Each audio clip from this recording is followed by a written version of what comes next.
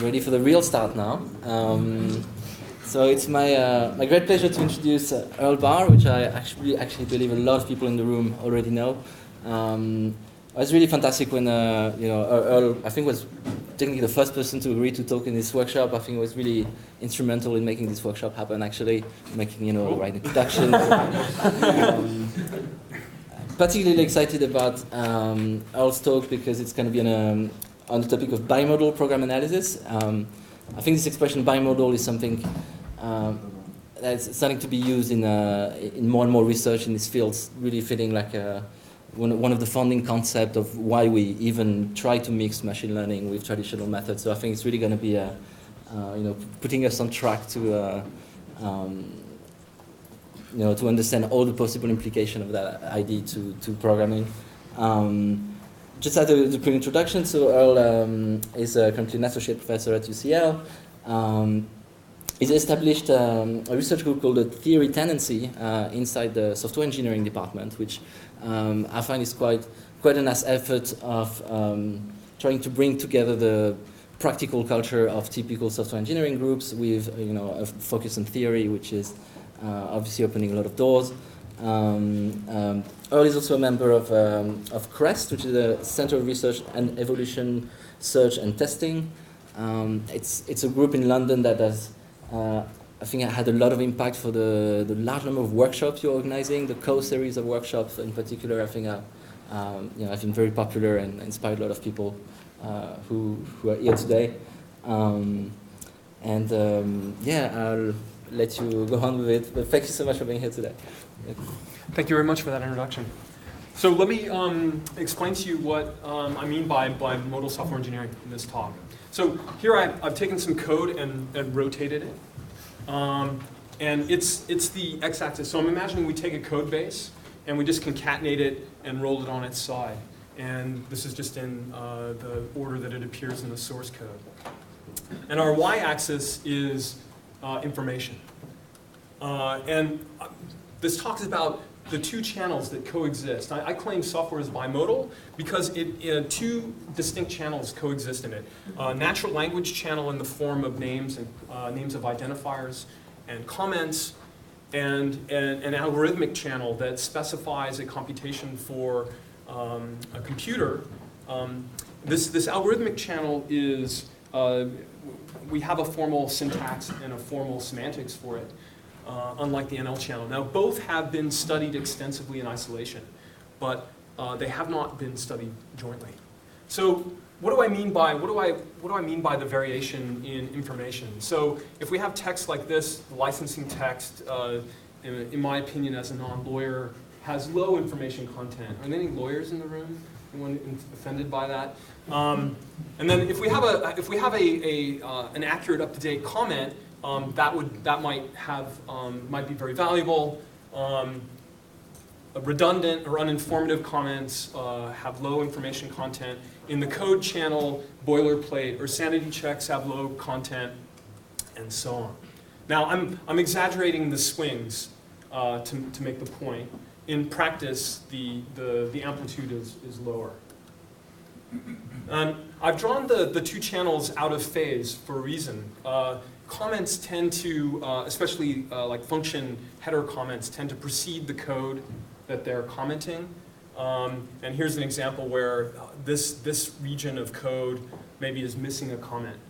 Now I've drawn them leading, but with field declarations, the comment follows the declaration.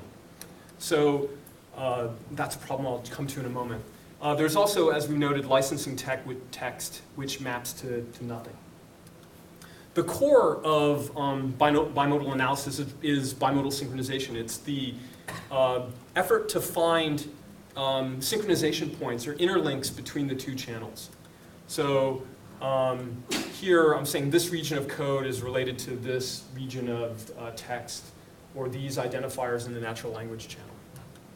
Now let me give an example, a concrete example of what I mean. So here's some code from Chrome. Now, don't fight me. I've intentionally grayed this out, so don't strain to read it. I'm using a surgical field. I just want you to look at the stuff that you can easily read. So this is a useful comment that describes what this factory function it defines the encryption scheme that this factory function is going to create. And then here's an instantiation, an object using that encryption scheme, and it makes its way into this call, which goes to the OpenSSL library. Again, doing my trick of rotating. We've got the channels might look like this in terms of their information content. And the interlink here is pretty obvious. We can use a proximity heuristic to link the comment to the declaration in the code. And then we can just use the uses as the interlinks, the uses of the name elsewhere in the code. And the utility of this might be in an IDE. If you're in an IDE and you are hovering over a variable, it might be useful if it showed you the declaration comment, particularly in this case. But in that example is a particularly easy one. In general, they're hard. So consider the stale comment problem. A stale comment is a comment that no longer correctly describes the code that it's intended to either explain or summarize. So here's the code. And one of the first problem, there are two problems we have to solve to identify stale commits. We have to find the span, which is we have to find the comment that corresponds to the code and the code that corresponds to the comment. And I call that the span. And then having found that, we need to determine the distance, the semantic distance of the two across the two different domains. Now, and this problem's hard because is this the connection or is it this one? This determination of the span is inherently noisy. It's noisy in terms of which regions, but also is it this little bit of code or this larger bit of code? And of course, the AL channel itself is a source of noise. And all of you in this room should know what I'm about to show. The preeminent tool for handling noise, a preeminent way of reasoning about it is to use machine learning. So we're going to, that's what I think this workshop is about, is the application of machine learning to PL problems. So let me give you an example of a bimodal fact that might be exploitable. So say you have some code like this, and it had a helpful function called get unmodifiable variable. So we've got encoded in the name a semantic property. It's saying that the values stored here at this location in this dictionary are immutable. And a compiler could use this bimodal fact if we made it visible to the compiler to prioritize other potential sources of read before writes in a concurrent code when it's resource constrained. Or to raise an error if it finds a write to this location. Now you could say, Earl, this is a contrived example. People don't write that, but it's actually a minor modification of real code. This is real code from the Google buffer protocol buffer, where such information is being encoded into the names. Now let me give you another excellent, elegant example due to Michael Prattle here. So it's the argument selection problem. So when is it that you learned about the cylinder, the volume of a cylinder? Is that junior high school? I don't know, or late elementary school? I don't remember. Anyway, so we all know this is true. And say you were to, like we all write Python now. Python's the thing. All the cool kids are writing it. So we write this definition. And note both parameters are floats. So then later we want to compute this, and we call it, but we get that result. And that is much larger than that. What's the problem? Is this, you already know the answer to this? Or did you? I don't know, maybe I've read one or two papers. Yeah. So it's expecting radius first, but we passed them in the wrong order. And this is because normally in a static language, we'd rely on the type system to disambiguate them. But when the parameters share the same type, we can go wrong. And the insight that Michael et al. Had was that we can use a signal from the natural language channel to disambiguate these. And lest you think that it's an elegant problem but doesn't matter, it was implemented by Google in their error-prone framework. It catches thousands of errors per year and made it to UPSLA as well as FSE. So bimodal analysis, because it has to deal with noise, is not sound. It's not even soundy, but it is useful whenever a semantic fact is easy to check but hard to find. It can raise errors on cross-channel inconsistencies like the one that I showed with immutability above. It can rank analysis choices to stretch a resource budget. It can provide suggestions to developers of refactoring and typings. And it can automatically apply semantics preserving refactorings, as you will see in a few minutes. Okay, so bimodal software engineering simultaneously exploits both channels, both the AL and the NL channel, to build better software faster and more cheaply, to paraphrase the IEEE definition of software engineering. Bimodal software engineering is in the intersection of these three communities. It exploits techniques from all three. So now I'm going to tell you about a particular piece of bimodal analysis that I did with my co-authors Centenu and Miltos, who's in the audience, and that will appear at FSC this fall. Primitive obsession is the tendency, in a static language, it's the tendency of developers to use coarse-grained types. So the classic example is using a string, encoding things as strings. So a phone number is actually a numerical identifier, but a developer under time pressure might just use it as encode it as a string, as in this example, and then use various slicing operations to pull out the fields within it. A conceptual type is the actual types that a programmer has in mind when they're developing. I claim in this example that area code is actually a type in the developer's mind when they're writing that code. And these differ from the program types. The program type in the example before was string. And string often is the escape hatch that developers use to encode widely disparate things. Rather than defining an abstract data type, they just use a complicated string with internal structure. And so we have the area code example that I just gave, but the more pernicious one is when you store last names and passwords in strings. Because then it's possible to inadvertently, for the password to flow into the last name and escape. Okay.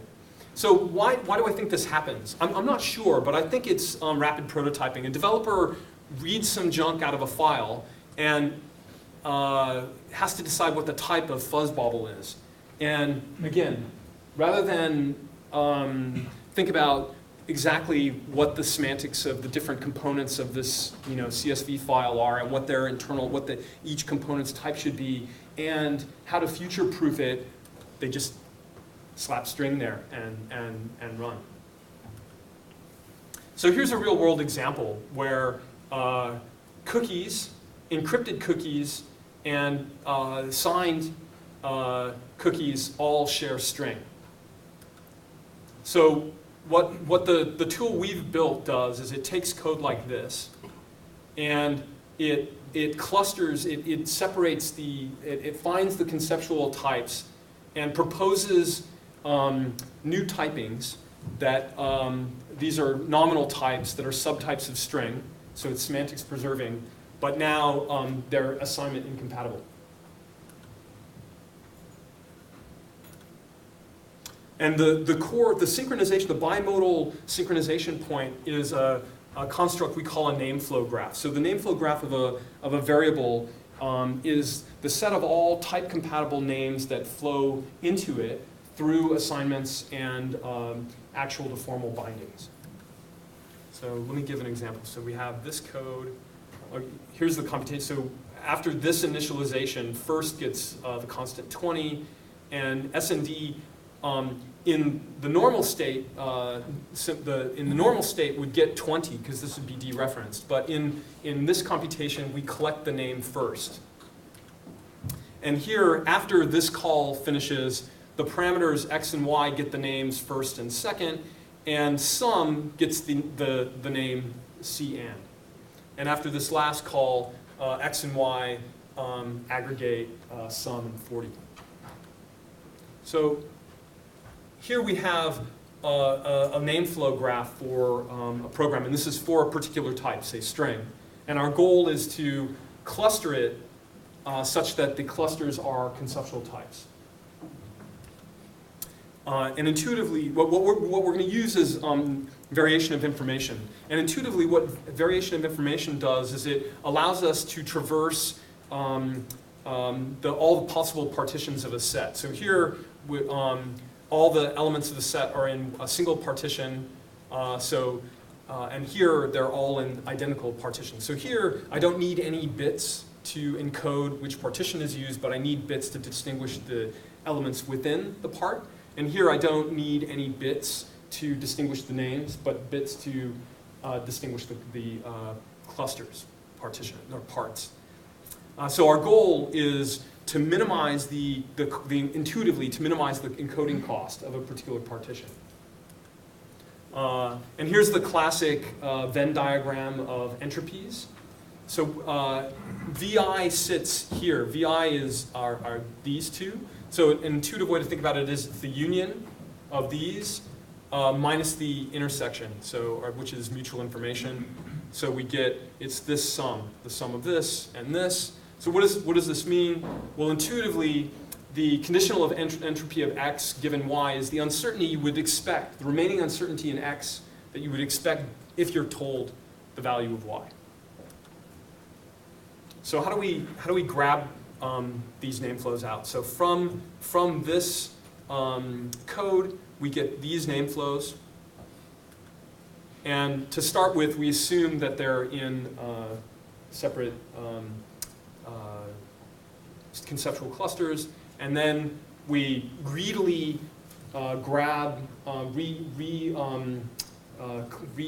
we change the partitions using splits and merges, seeking to minimize the variation in information. But that's not the whole story. We can't. We're under this minimization.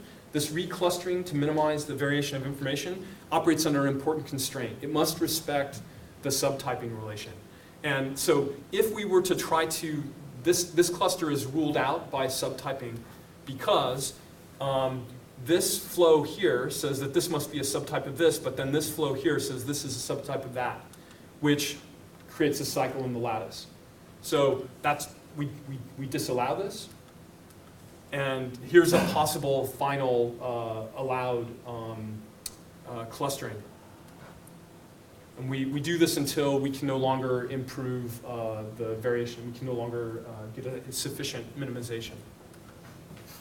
So two questions immediately arise about refinement. Can we learn conceptual types? Does it work? And then are they useful? So here's our data set. It's a C# data set. And here, for one of the benchmarks, here's some representative conceptual types it learned. So you see it successfully clustered and identified a conceptual type for paths. It found passwords, and weirdly plain text is here. And it also, what else did it see that's interesting? It got all the HTTP protocol commands together. We did a deep dive, and this plain text is actually misused. It is correctly in here. It is containing passwords. It was misused in a particular function. And it's evidence of the importance of our, the fact that our minimization of the clusters respects the subtyping relation. Or this never would have been grouped here. Okay, so can we learn? Yes, we can distinguish paths, cookies, and passwords. Now, what about a different type than string? So here we have float, and we see that it's distinguishing distance from speed. It's learning, distinguishing radius. And interestingly here, I like this cluster. It's finding, it's grouping into a single cluster typical intermediate or temporary names that you use in math notation. So can we learn conceptual types from names? We can learn cookies, but we can also learn physical units or units of measure. Now let me take a step back and talk to you guys about non-interference. So this is a bit formal, but we have, this is where we have a system. We assume the adversary can control the low inputs. They have the source code of the system.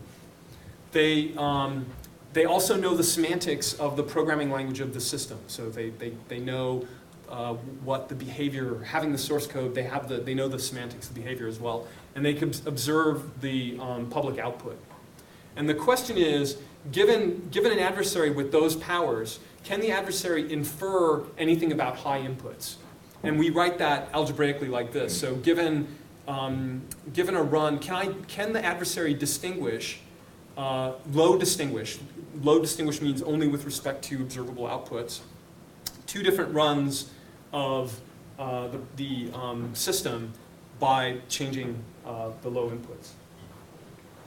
So there are thousands, this is a large area of research, and sophisticated type systems based on security labels have been developed. And what we're doing here is something much less ambitious, much simpler. We just want to surface conceptual types to the type system so that to the base type system, not a security label type system, so that it can warn you about flows.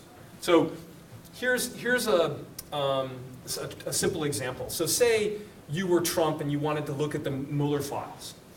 And if you wrote code like this and then you wrote it to output, this is obviously not this violates non-interference. But you'd say, Earl, that's too simple. No developer would make that mistake. But if you imagine there were 100 lines here and 100 lines here, and you have some kind of obfuscation where the secret is passing through some intermediate variables, I hope you'd agree that it might not be so evident to see that this violates non-interference, that you're leaking a secret here. So what refinement allows you to do is it would identify these as separate conceptual types. It can identify different security labels from the names, from signal in the names, separate them, and then these assignments become the type system, the base type system can warn the developer about them. And across our corpus, Refinement was able to reduce the number of scopes in which a developer could inadvertently introduce an illicit flow across conceptual types by 22%. So bimodal software engineering simultaneously exploits the two channels that make up source code, the natural language channel and the algorithmic channel, to build better software faster and more cheaply. A classic bimodal problem are concerned comments. So I've talked about comment staleness already, but another is suggesting what to comment, like which code should be commented, what should you say about it, and where should you put that comment. I'll take questions now.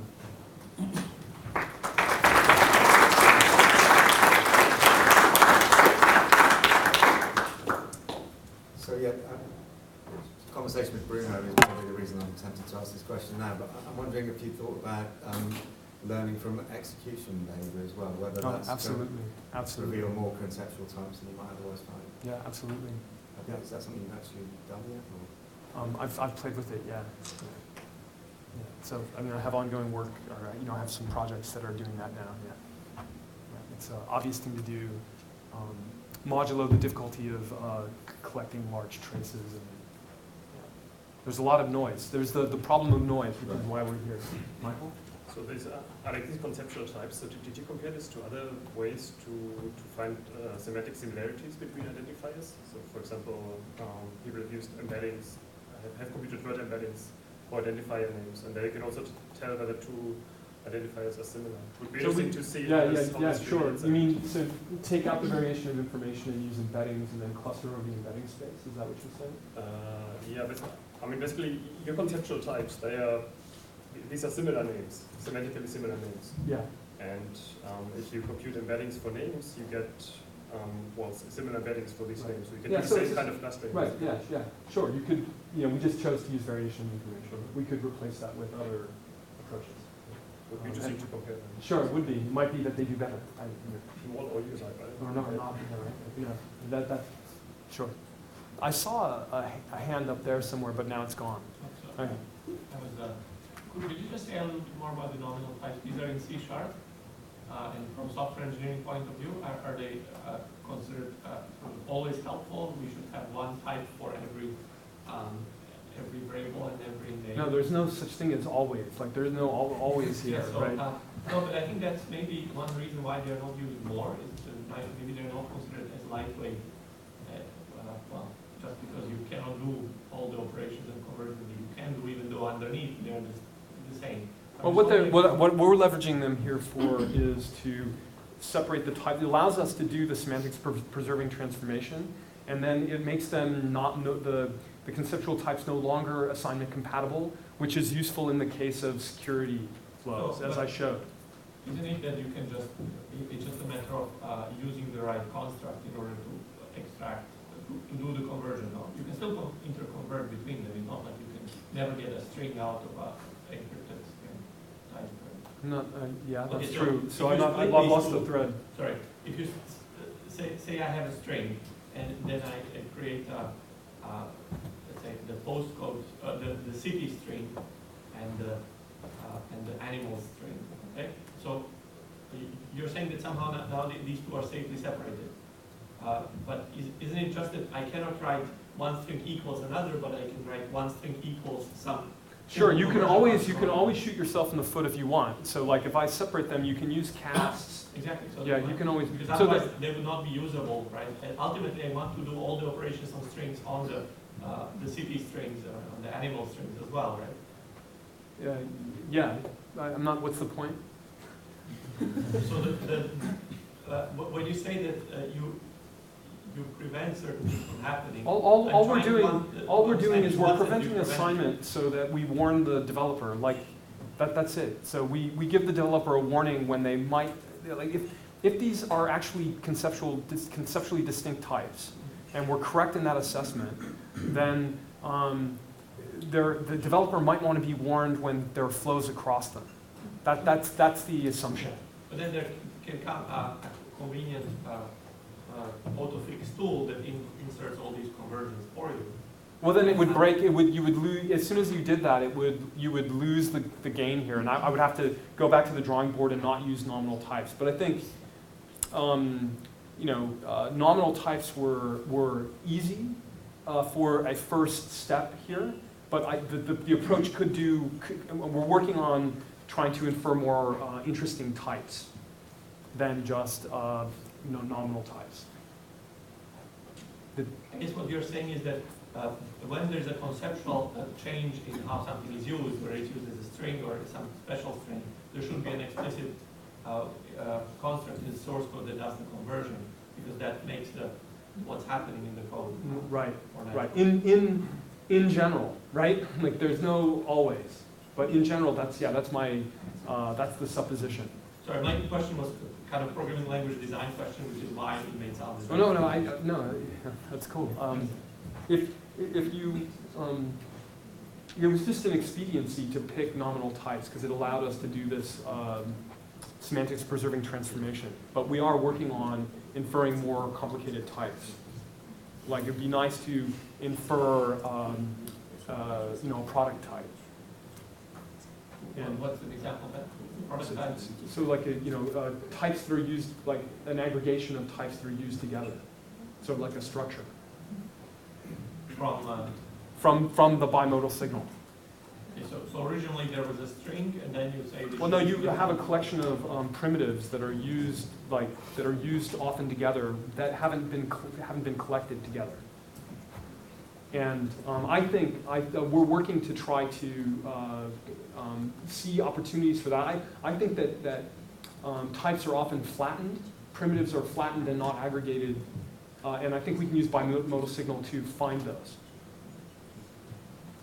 And if or to find them, or maybe to give information to people like you, like language designers, like, hey, maybe we should do something different here to make this easier. Another question over here. Yeah, I think to echo Victor's comments, some of these solutions represent that you can solve with machine learning or static analysis or things like this. Also software engineering solutions, like Victor was saying, nominal types, or in the swapping of the arguments, you can use named arguments, for instance, in Python. Screw this up. And I'm just wondering if you thought about a pathway from this thing that tries to infer from the code what the meaning to some enforceable, to some more enforced software engineering practice of, oh, if you, I noticed that this is a common error thanks to my super smart analysis, and now I infer that this should be a good software engineering practice. For instance, use named arguments, use nominal types. Yeah, that sounds cool. I hadn't thought of that, but using it as a way to, I was thinking more about program transformations, but not software or changing software process. But sure, you could use it. That could be one of its outputs. Yes, just echoing the two questions before. Yeah, I think that you mentioned it at some point that sometimes it's kind of the rush of a programmer, just what type is this? Well, it's just a string. And I think that there's also, like, for instance, in Java, if you have like a big class name with generics and everything, like a list of a map of a factory, of a tuple of whatever, there's no easy way to give that a name. It's not that you can say like this. This is called my factory or whatever, right? So in a way, how the language allows you to define new types or not, I think in a way plays a role in whether you put more effort into putting types or not. And also in the languages that allow you to do that easily, like Python, you write like type postcode equals string, and then you can convert freely between the two of those, right? So I think that the fact that the languages don't allow you to say, a postcode is a string, and you can go from a string to a postcode, but not the other way around. I think that plays a role as well. It could be just a matter of language design, right? I mean, just a matter. it's a big problem to solve, right? And it's difficult to migrate things to new languages and so on. But I would say that this is also like one of the reasons why you need to use this, right? Sure. Yeah. In addition to the programmer rush, right? Maybe it's not the only reason why.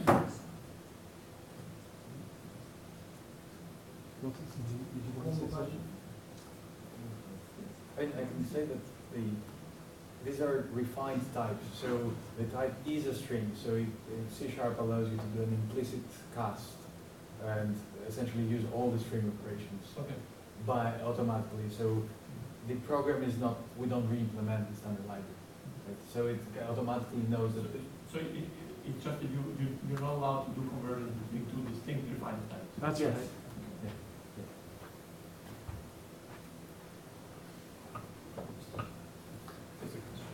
You mentioned it's kind of noisy. Could you share a little bit how bad it is? Like how much files are on the how much miss? Yeah, so like the result for separating my big result's only 22%. So there's a lot of noise in. We weren't able to 22% of all scopes in which there were potential conceptual types that co-occurred within a scope. We were only able to separate them in 22% of the cases, and so I didn't show. Like as a sanity check on our tool, it isn't designed to infer types. but as a sanity check, we had to infer user-defined types. So we took all the user-defined types in some programs, and we monotyped them. We just took them to object, and then we looked to see how much we could recover just using the bimodal signal, and we were able to recover 77% of the user-defined types. So but that's a sanity check, and again, it's not we're using it only to refine within a particular type, so that it's semantics preserving because it's a subtype, so we get all the operations. And I didn't clearly state that. I didn't know how nominal types work in C#. Yeah. Okay. May I ask if we have an ML question in the room? Because you pointed out that we have the intersection of three areas that I'm happy to go if no one has one. I'd love to hear more essentially about the challenges you encounter specifically about the choice of ML models.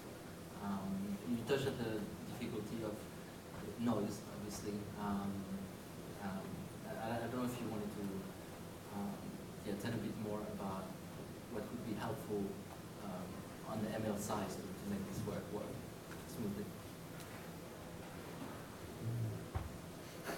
I don't have a good answer to that.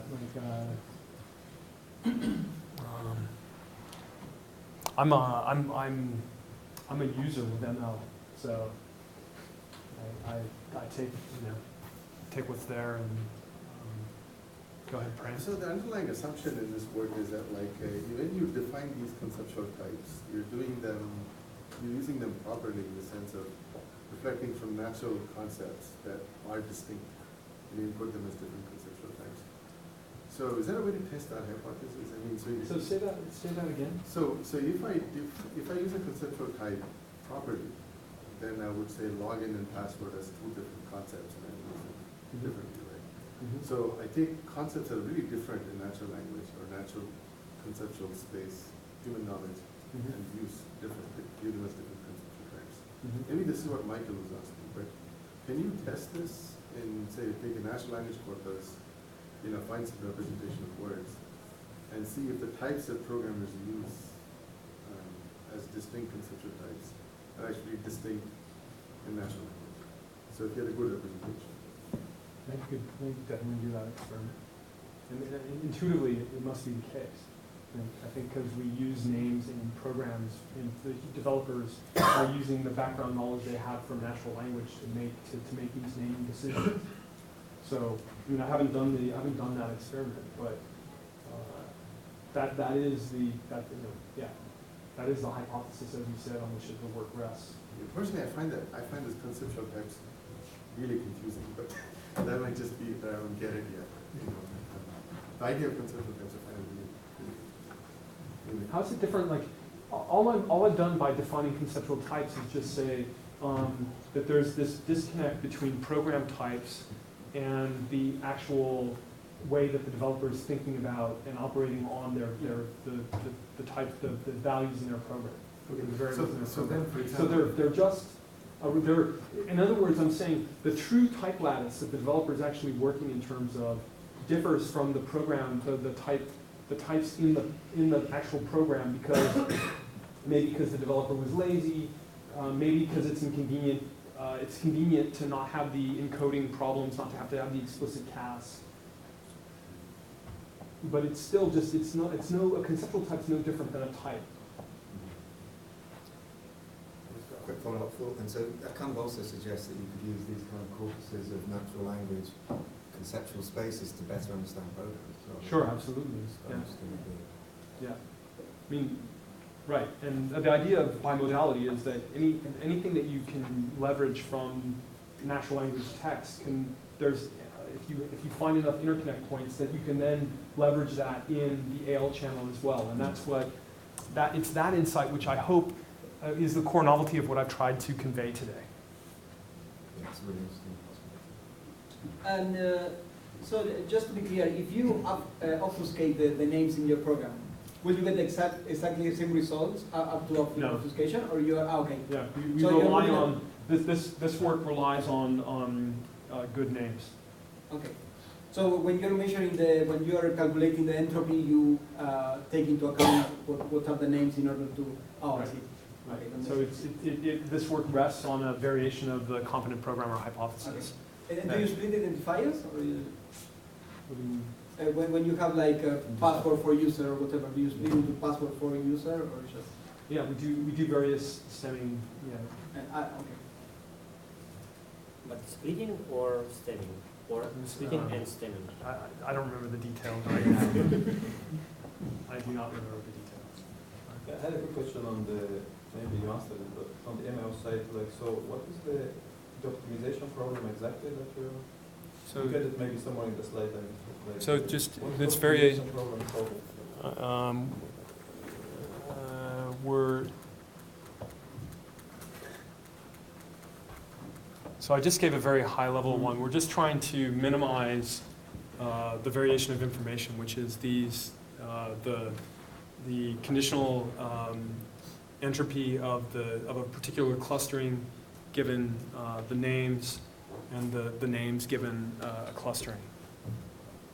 And so somewhere like here with these types, like you would expect to see, like, maybe you have it like some distance in the lattice, because you have the types are ordered in a lattice. Oh, You well, expect in the optimization problem to see some distance or some cost of this. Do you have this in the? no, we're just looking at a particular, partitioning that doesn't violate this subtype relation constraint, and we're just doing a greedy search through the different possible partitions, looking to minimize that variation of information. And we do it until the variation is that the minimization, we try it a number of times and we don't get a gain of, the gain is too small and we stop. I think we have time for one or two more.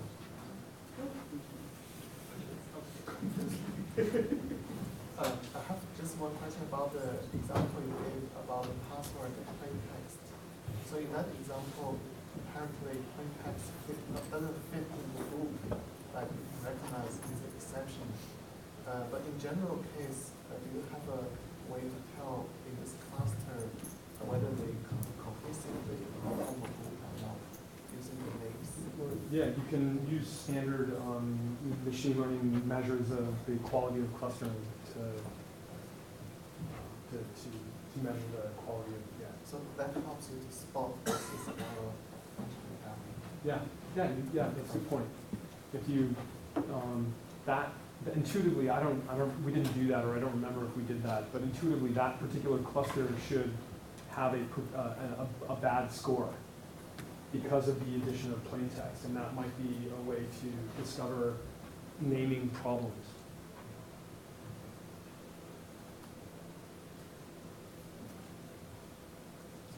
Is this going to appear in an IDE anytime soon? I don't know. More work needs to be done. So, yeah, more work needs to be done. With that. So, I have a question about related to the semantics of these nominal subtypes and what happens with library methods. So, for example, how do I know in which cluster the concatenation of two nominal types should be? I mean, is there something that would be useful to learn about the string concatenation function, saying that, for example, it preserves clusters or it doesn't preserve clusters? And would that be something general or something for a given function or something cluster specific? So you're saying that we identify two nominal types, but they get cojoined at some concatenation? So how do I know when I concatenate two cities, I get back a city? Yeah. As opposed to, I don't know, a root or something else. Yeah. So I think the question is more like if you transparently do this nominal subtyping, what is the type of the inherited method. So concat is on string is you take two strings and you get a string. But now if you do concat on two cities, do you get a city or do you get a string? Yeah. I hope it errors, but I'm not certain. Yeah, I hope it errors, but I'm not certain. It will return a simple string. Right? The card implementation will return a simple string. Simple string. But then you could decide to put the string together in the same cluster or not, depending on the variable you use to store the name or. Depends on how it's used. So it might, this inference thing would So well, I guess what I'm asking is, would it be interesting to infer that certain operations preserve certain clusters or something like that? And that seems to be a bit more kind of a higher order. Yeah, that's very cool. Or generate a new one. If you have a That's string cool. and a number, you can obtain an address from that. I like that.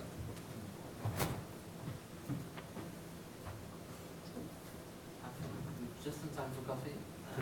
If we thank the speaker again.